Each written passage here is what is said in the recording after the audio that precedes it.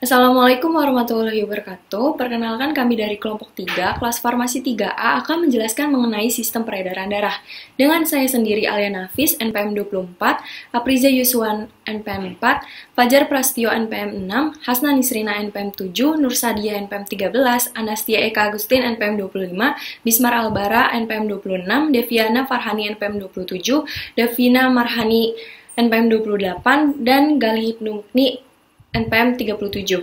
Kami akan menjelaskan mengenai komponen dan fungsi darah, hematopoiesis, eritrosit, leukosit, monosit, limfosit, basofil, dan trombosit, hemostatis, mekanisme pembukaan darah, jalur intrinsik dan ekstrinsik, serta penggolongan darah.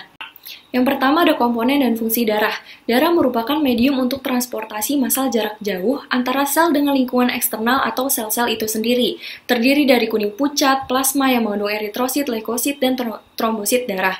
Berat darah rata-rata pada manusia ada 8% dari berat tubuhnya. Warna merah pada darah disebabkan oleh hemoglobin, protein pernafasan, yang mengandung besi dalam bentuk hemet tempat melekatnya molekul oksigen. Terdapat dua jenis pembuluh darah, yaitu arteri dan vena. Arteri adalah pembuluh darah yang membawa darah kaya oksigen dari jantung dan paru-paru ke seluruh tubuh, sedangkan vena adalah pembuluh darah yang membawa darah mengalir kembali ke jantung dan paru-paru.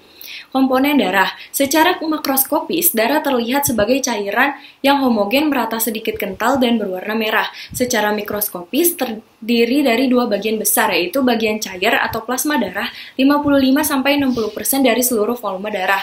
Bagian padat atau sel atau butir darah, 40-45%, meliputi sel darah merah, eritrosit, sel darah putih, leukosit, dan keping darah, trombosit. Selanjutnya ada fungsi darah. Fungsi darah itu dibagi menjadi dua, yaitu dalam hemostatis dan sebagai alat transportasi. Fungsi darah dalam hemostatis yang pertama sebagai medium untuk membawa berbagai bahan ke sel dan dari sel. Yang kedua mengatur pH tubuh, keseimbangan asam dan basa dengan jalan mengatur konsentrasi ion hidrogen. Yang ketiga ada mengangkut kelebihan panas ke permukaan tubuh. Yang keempat memperkecil kehilangan darah apabila terjadi kerusakan pada pembuluh darah. Selanjutnya fungsi darah sebagai alat transportasi, membawa dan mengantarkan zat-zat makanan, nutrisi, dan bahan kimia dari saluran pencernaan ke jaringan tubuh yang memerlukannya. Mengantarkan oksigen dari paru-paru ke jaringan tubuh, membawa keluar hasil-hasil buangan metabolisme dan CO2 dari jaringan ke organ-organ ekskresi seperti ginjal dan paru-paru. Dan yang terakhir mengangkut hasil sekresi kelenjar endokrin, hormon, dan enzim dari organ ke organ. Nah, darah juga berfungsi sebagai alat pertahanan tubuh terhadap mikroorganisme oleh leukosit. Selanjutnya ada hematopoiesis. Hematopoiesis terdiri dari kata hemato artinya darah dan poiesis artinya proses pembentukan. Jadi hematopoiesis adalah proses pembentukan darah. Perlu diketahui bahwa di dalam tubuh kita terdapat stem cell atau sel punca pluripotent. Nah, nanti dia akan membentuk sel darah apapun. Nah, nanti si stem cell ini dia akan berdiferensiasi menjadi progenitor sel. Progenitor sel dia akan berdiferensiasi menjadi prekursor sel. Prekursor sel dia akan berdiferensiasi menjadi darah tepi. Sel punca pluripotent atau stem cell dia akan berdiferensiasi menjadi progenitor sel, yaitu sel punca mieloid dan sel punca limfoid, atau bisa disebut juga meiosis dan limfoisis. Nah, sel punca mieloid dia akan berdiferensiasi menjadi prekursor sel, yaitu megakariosit, prekursor granulosit, prekursor eritrosit, dan prekursor monosit. Nanti megakariosit, prekursor granulosit, prekursor eritrosit, dan prekursor monosit dia akan berdiferensiasi menjadi darah tepi, yaitu megakariosit berdiferensiasi menjadi trombosit, prekursor granulosit berdiferensiasi menjadi granulosit, yaitu basofil, eosofil, dan neutrofil. Prekursor eritrosit dia akan berdiferensiasi menjadi eritrosit, prekursor monosit dia akan berdiferensiasi menjadi monosit. Selanjutnya sel punca limfoid. Tadi diketahui bahwa sel punca limfoid adalah progenitor sel. Nanti progenitor sel ini akan berdiferensiasi menjadi prekursor sel. Prekursor sel dia akan diferensiasi menjadi darah tepi. Nah, sel punca limfoid ini berdiferensiasi tergantung tempat diferensiasinya. Apabila dia diferensiasi di sumsum tulang, maka dia akan menjadi sel B, berasal dari kata bone, B, yaitu tulang. Nah, dia apabila berdiferensiasi di timus, maka dia akan menjadi sel T, yaitu T, timus. Selanjutnya ada eritrosit. Eritrosit itu adalah sel darah merah. Eritrosit berasal dari bahasa Yunani, yaitu eritos yang artinya merah dan kitos yang artinya selubung darah. Nah, eritrosit adalah sel darah yang sangat penting dalam mendukung kehidupan manusia maupun hewan. Nah, eritrosit ini adalah sel darah yang jumlahnya paling banyak di antara sel darah lainnya, yaitu pada laki-laki dewasa sekitar 4,5 sampai 6,5 juta per milimeter kubik. Dan pada wanita dewasa terdapat 3,8 sampai 4,8 juta per milimeter kubik. Nah, karakteristik eritrosit, dia berbentuk cakram bulat dengan bagian tengahnya yang cekung, tidak berinti dengan ukuran diameter 7,5 mikrometer, tebal 2,6 mikrometer pada tepinya, dan 0,6 mikrometer di pusat. Dia bersifat lentur karena bentuknya dapat berubah dan menyesuaikan saat sel eritrosit tersebut berjalan melewati kapiler. Dia mengandung protein hemoglobin yang sebagian besar tersusun atas zat besi yang menyebabkan warna merah pada eritrosit. Pembentukan eritrosit disebut eritropoiesis dan dalam pembentukannya dibantu oleh hormon eritropoietin. Nah, pada orang dewasa, pembentukan eritrosit terjadi pada sumsum tulang, sedangkan pada embrio terjadi di hati. Sel darah merah biasanya mengalami proses pembentukan dan pendewasaan selama 7 hari serta dapat bertahan selama kurang lebih 120 hari. Eritrosit yang sudah tua akan dihancurkan oleh sistem retikulon endotelial, hati limpa sumsum tulang. Protein yang dihasilkan akan dipecah menjadi asam amino yang dapat dipergunakan lagi. Nah, salah satu fungsi eritrosit adalah mengedarkan darah yang kaya akan O2 dari paru-paru ke seluruh tubuh, serta membawa CO2 dari seluruh tubuh ke paru-paru dengan bantuan hemoglobin. Selanjutnya leukosit. Karakteristik sel darah putih atau leukosit, dia memiliki bentuk bervariasi, memiliki inti sel, dapat menembus dinding kapiler, dapat bergerak seperti amuba, berfungsi untuk membunuh kuman penyakit yang masuk ke dalam tubuh. Sebagai plasma leukosit memiliki butiran-butiran atau granula dan tidak bergranula. Jumlah normal leukosit di dalam darah manusia sekitar 5.000 sampai 10.000 sel per milimeter kubik. Berdasarkan ada atau tidaknya granula di dalam sitoplasma, leukosit dibagi menjadi dua, yaitu granulosit dan agranulosit. Agranulosit dibagi menjadi limfosit dan monosit. Granulosit dibagi menjadi basofil, neutrofil, dan eosofil. Leukosit granulosit atau plasma bergranula, ada neutropil. Karakteristik neutrofil adalah memiliki granula halus, berwarna ungu, memiliki nukleus dengan 3-5 lobus yang dihubungkan oleh benang-benang kromatin tipis. Berfungsi sebagai antibodi fagosit yang sangat aktif untuk menyerang dan menghancurkan bakteri, virus, dan lainnya. Berjumlah 60% dari jumlah sel darah putih. Selanjutnya ada eosinofil. Karakteristiknya itu memiliki granula padat dan kasar, berwarna merah, memiliki nukleus dengan 2 lobus, berfungsi sebagai indikator infeksi parasit, pembuangan racun, penyebab radang pada jaringan yang berbeda, berjumlah 1-3% dari jumlah sel darah putih. Selanjutnya ada basofil, memiliki granula kasar, berwarna biru, memiliki nukleus berbentuk seperti huruf S, berfungsi memberikan reaksi alergi dan antigen dengan jalan mengeluarkan histamin kimia yang menyebabkan peradangan serta antikoagulan heparin untuk membantu mencegah penggumpalan darah intravaskuler, berjumlah kurang dari 1% dari jumlah sel darah putih. Selanjutnya ada leukosit agranulosit, yaitu plasma yang tidak bergranula. Ada monosit, karakteristiknya merupakan sel darah terbesar, memiliki nukleus besar berbentuk seperti telur atau ginjal, dapat bergerak seperti amuba, berfungsi mencegah agar tidak terjadi serangan dari patogen yang sama, dapat bermigrasi melalui pembuluh darah menjadi histoisit atau makrofag yang berumur panjang di dalam jaringan, berjumlah 3-8% dari jumlah sel darah putih. Ada limfosit, karakteristiknya itu tidak dapat bergerak, berwarna ungu, sebagian besar limfosit ditemukan di jaringan limfa dan berumur hingga beberapa tahun, memiliki nukleus bulat berwarna biru gelap, berfungsi fagosit yang menyerang dan menghancurkan patogen dan reaksi imunologis. Terdapat 3 jenis limfosit, limfosit B, limfosit T, dan sel NK, berjumlah 30% dari jumlah sel darah putih.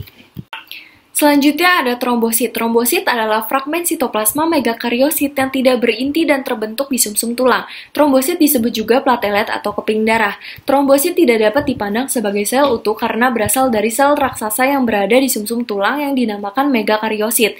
Megakariosit di dalam pematangannya dipecah menjadi 3.000 sampai 40.000 fragmen sel, yang mana dinamai sebagai trombosit atau kepingan sel tersebut. Nah, karakteristiknya itu trombosit matang berukuran 2-4 mikrometer, berbentuk cakram bikonveks. Trombosit berbentuk bulat dengan diameter 0,75 sampai 2,25 mm, tidak memiliki inti. Trombosit lebih dari 400.000 disebut trombositosis esensial, biasanya pada keadaan infeksi, inflamasi, dan kekerasan. Trombosit yang kurang dari 150.000 disebut trombositopenia. Kondisi lain yang dapat menyebabkan trombositopenia adalah kelainan yang disebabkan oleh mekanisme autoimun. Keadaan ini, tubuh membuat antibodi terhadap trombosit yang dibuatnya sendiri. Jumlah sel pada orang dewasa 200.000 sampai 300.000 trombosit pada setiap 1 mm persegi darah. Nah, fungsi trombosit antara lain sebagai sumbatan dalam proses hemostatis, menghasilkan zat kimia tertentu yang menyebabkan vasokonstriksi pembuluh darah. Nah, mempertahankan integritas pembuluh darah, daya tahan kapiler, kontraksi kapiler. Sebagai fagositosis, pertahanan non-spesifik. Sebagai alat transport di substansi tertentu. Melindungi dinding pembuluh darah bagian dalam sebagai sumber pembentukan protombin, pembukuan darah, dan retraksi pembukuan. Selanjutnya akan dijelaskan oleh Hasna Nisrina. Selanjutnya ada hemostasis, ada mekanisme pembekuan darah, jalur intrinsik dan jalur ekstrinsik. Hemostasis adalah mekanisme tubuh untuk menghentikan perdarahan secara spontan agar tidak kehilangan darah terlalu banyak bila terjadi luka pada pembuluh darah, dan darah tetap cair dan mengalir secara lancar. Tahapan atau proses hemostasis ada 3, yang pertama ada spasme vaskuler, yang kedua pembentukan sumbat trombosit atau hemostasis primer, dan yang ketiga ada koagulasi darah atau hemostasis sekunder. Dalam proses hemostasis terjadi 3 reaksi, yaitu yang pertama reaksi vaskuler, yaitu berupa vasokonstriksi pembuluh darah, yang kedua reaksi seluler, yaitu pembentukan sumbat trombosit, dan yang ketiga reaksi biokimiawi, yaitu pembentukan fibrin. Faktor-faktor yang memegang peranan dalam hemostasis. Yang pertama ada pembuluh darah, trombosit, pembekuan darah, dan faktor ekstravaskuler. Faktor ekstravaskuler yaitu jaringan ikat sekitar pembuluh darah dan keadaan otot. Selanjutnya ada mekanisme hemostasis. Yang pertama ada spasme vaskular. Setelah pembuluh darah terpotong atau robek, dinding pembuluh darah berkontraksi, yang bertujuan untuk mengurangi aliran darah ke pembuluh darah yang robek. Kontraksi disebabkan oleh refleks saraf dan otot lokal pembuluh darah. Makin banyak pembuluh yang mengalami trauma, makin besar derajat spasmenya. Spasme vaskular berlangsung sampai 20-30 menit setelah trauma. Yang kedua ada pembentukan trombosit. Trombosit itu berbentuk lempeng bulat atau oval, ukurannya 2 mikron, konsentrasi normalnya 200.000 sampai 400.000 mm kubik. Umurnya 7-10 hari, produksinya diatur oleh trombopoietin. Trombopoietin dibuat di hati dan di ginjal. Mekanisme sumbat trombosit. Bila trombosit bersentuhan dengan dinding pembuluh darah yang rusak, maka trombosit akan membekak. Pembentukan tidak teratur dan lengket, lalu melekat pada serabut-serabut kolagen, lalu terjadi sekresi ADP dan pembentukan tromboksan A dalam plasma yang mengaktifkan trombosit yang berdekatan, lalu melekat pada trombosit yang mengaktifkannya, lalu terjadi peningkatan jumlah trombosit yang menempel, lalu terjadi sumbat trombosit. Jika celah pada pembuluh darah kecil, maka sumbat trombosit sudah dapat menghentikan perdarahan. Tetapi jika terdapat lubang atau robekan yang besar, maka diperlukan bekuan darah untuk menghentikan perdarahan. Pembentukan sumbat trombosit ini sangat penting dalam menutup ruptur kecil pada pembuluh darah kecil. Dapat terjadi ratusan kali dalam sehari. Yang ketiga ada pembekuan darah. Bekuan mulai timbul 15-20 detik pada trauma yang berat dan 1-2 menit pada trauma yang ringan. Dalam waktu 3-6 menit setelah robeknya pembuluh darah, seluruh ujung pembuluh darah yang terpotong akan diisi dengan bekuan. Dalam 30 menit sampai 1 jam, bekuan mengalami retraksi, yaitu menutupnya pembuluh darah. Trombosit juga berperan dalam retraksi bekuan. Selanjutnya mekanisme pembekuan darah. Pembentukan aktivator protombin akibat robeknya pembuluh darah dan rusaknya darah. 2 aktivator protombin mengaktifkan perubahan protombin menjadi trombin. Yang ketiga, trombin bekerja sebagai enzim yang mengubah fibrinogen menjadi benang-benang fibrin, yaitu fungsinya menyaring sel-sel darah merah dan plasma untuk membentuk bekuan. Yang pertama, perubahan protombin menjadi trombin. Aktivator protrombin akan mengubah protombin menjadi trombin melalui polimerisasi molekul-molekul.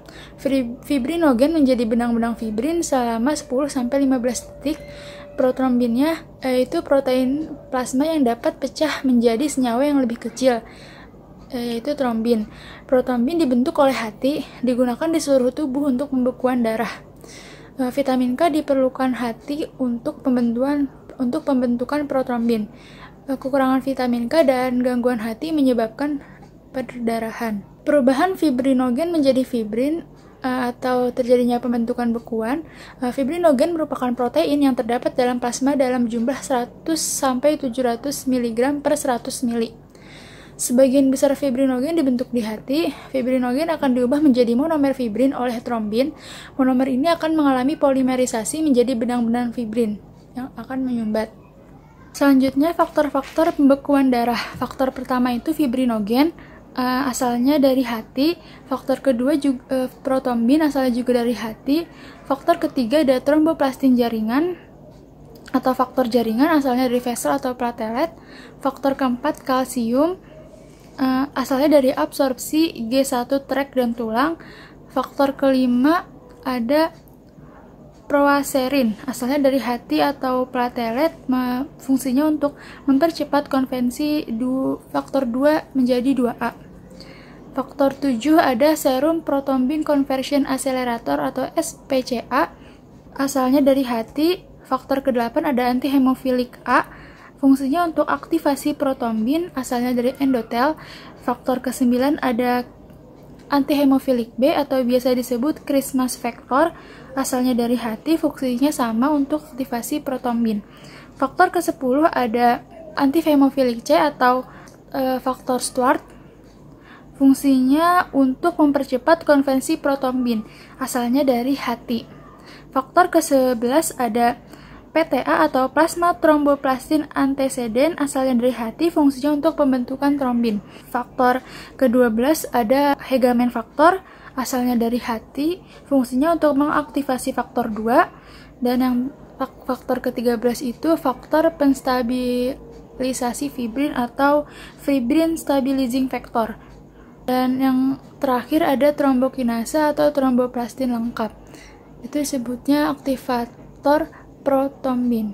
Selanjutnya, jalur intrinsik. Jalur intrinsik dimulai karena adanya kolagen atau platelet yang aktif.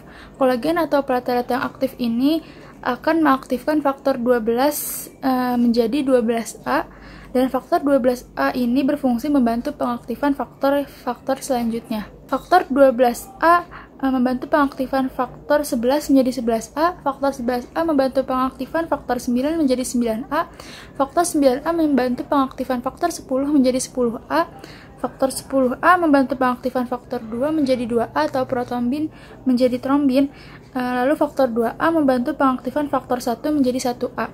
Faktor 1A membantu pembentukan fibrin yang stabil. Fibrin membantu pembentukan klot yang lebih stabil dan kuat, dan kita akan mengalami pembekuan darah dan perlahan kita akan memulih.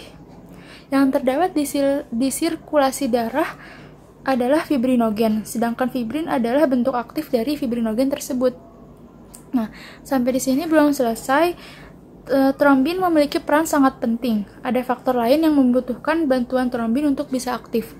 Seperti di gambar, faktor 5 menjadi 5A itu membantu pengaktifan faktor 2. Faktor 8 menjadi 8A itu membantu pengaktifan faktor 10A, dan faktor 13 menjadi 13A itu membantu pembentukan fibrin yang stabil. Untuk mengaktifkan faktor 9 menjadi 9A itu membutuhkan kalsium, dan untuk mengaktifkan faktor 10 menjadi 10A juga membutuhkan kalsium. Untuk mengaktifkan faktor 2 menjadi 2A atau prothrombin menjadi trombin juga membutuhkan kalsium.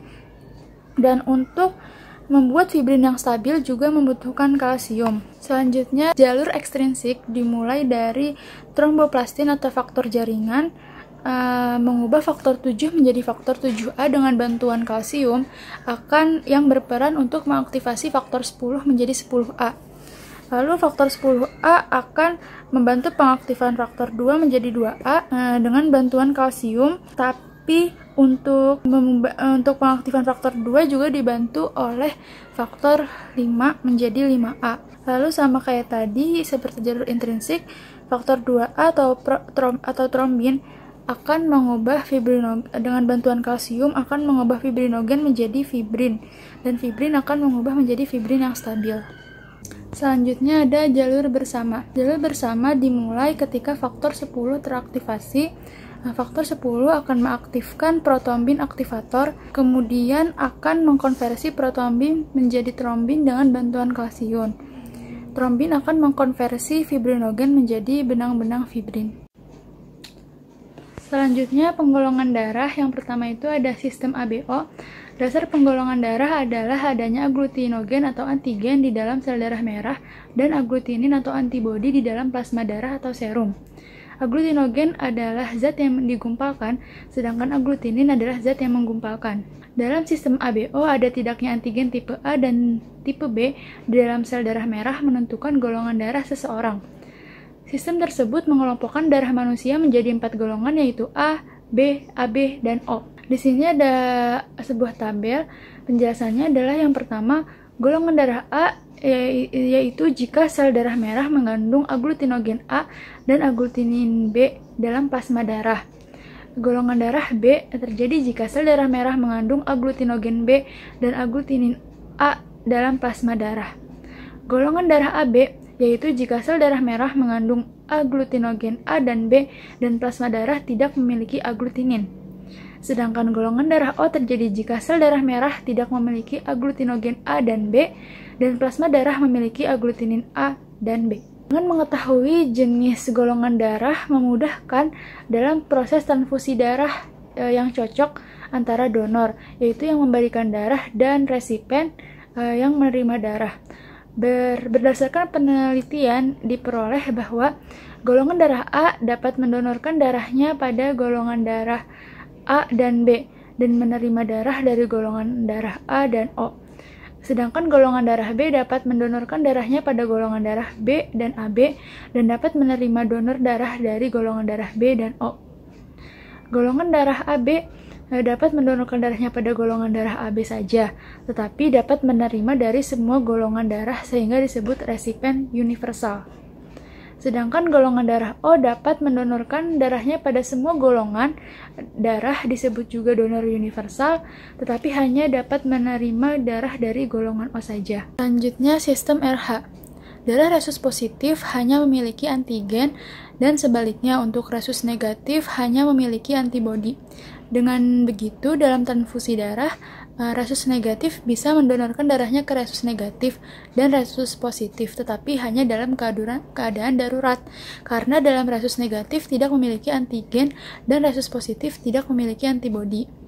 Nah, yang kalau resus positif itu hanya boleh mendonorkan darahnya hanya pada resus positif saja, karena resus positif mempunyai antigen dan resus negatif memiliki antibodi, sehingga jika resus positif mendonorkan darahnya akan mengakibatkan penggumpalan dan dapat menyebabkan kematian. Untuk tambahan, resus negatif itu termasuk darah yang langka. Di Indonesia diperkirakan hanya ada 1% dari jumlah penduduk.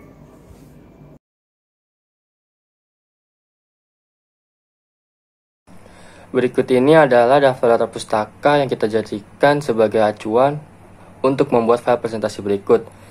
Dan terima kasih sudah menonton video ini, semoga bermanfaat dan selamat belajar.